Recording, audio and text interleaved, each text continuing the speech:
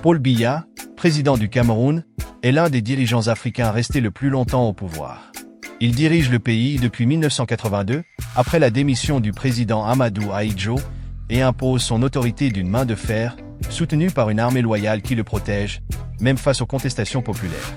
Beaucoup s'interrogent, comment a-t-il réussi à se maintenir au pouvoir pendant plus de 4 décennies sans être sérieusement menacé? Comment parvient-il à consolider son régime à chaque élection et à chaque crise?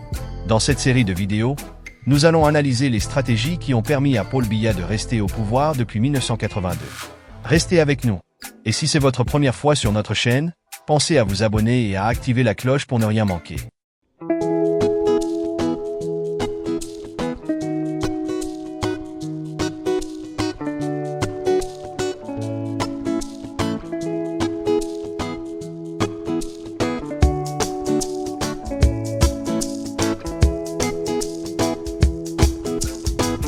Bonjour à tous et bienvenue sur l'Afrique en marche, votre chaîne dédiée à l'information, l'éducation et l'analyse sur le continent africain.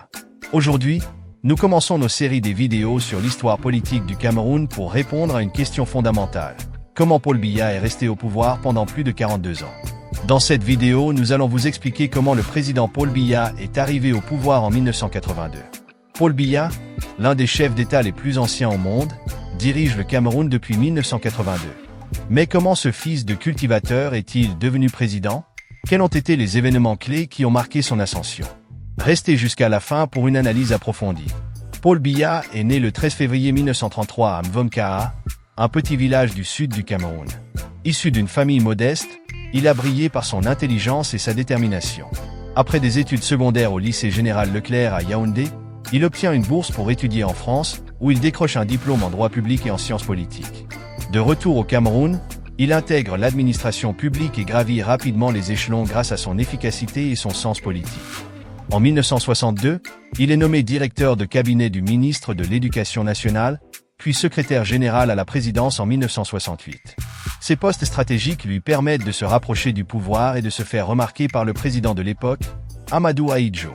En 1975, Amadou Ahidjo, alors président du Cameroun, nomme Paul Biya au poste de Premier ministre. Cette nomination est un tournant majeur dans la carrière de Biya. À l'époque, le Cameroun est un État unitaire dirigé par un parti unique, l'Union nationale camerounaise, UNC, et Ahidjo cherche à renforcer son gouvernement avec des technocrates compétents. Biya se distingue par sa loyauté et son efficacité, devenant un proche collaborateur d'Ahidjo. Cependant, des tensions commencent à apparaître entre les deux hommes, notamment sur des questions de gouvernance et de gestion du pouvoir. Le 4 novembre 1982, Amadou Ahidjo annonce sa démission surprise de la présidence, invoquant des raisons de santé.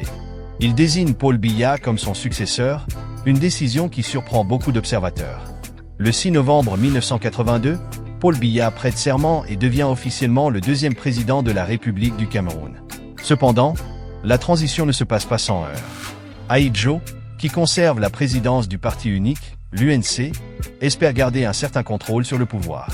Mais Biya, déterminé à affirmer son autorité, entre rapidement en conflit avec son prédécesseur.